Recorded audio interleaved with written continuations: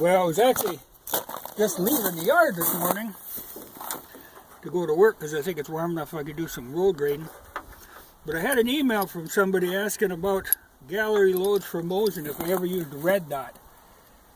And I haven't. I've used Unique. In fact, I used like that 95 grain bullet I use in a gun pistol.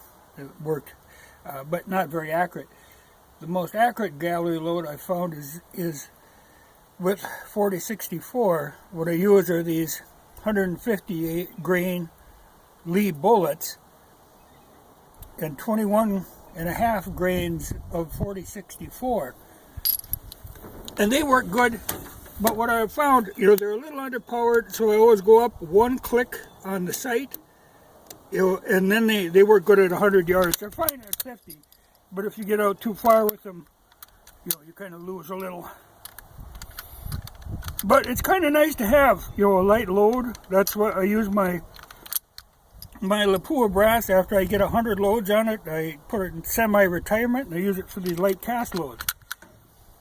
Because then you can get, because a lot of people want to shoot a Mosin, but, if they're not familiar with what a Mosin will do to them, it comes as kind of, but this way you get something that's got a fairly light recoil, but makes enough of a bang to feel like a real gun, But like I say, with the sight one click up, they are fairly accurate.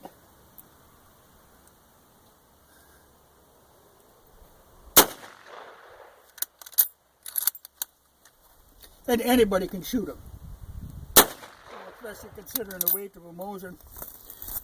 But that's a good, the other good option is Trail Boss, and I've done quite a little of that, though Trail Boss is kind of a bugger to work with.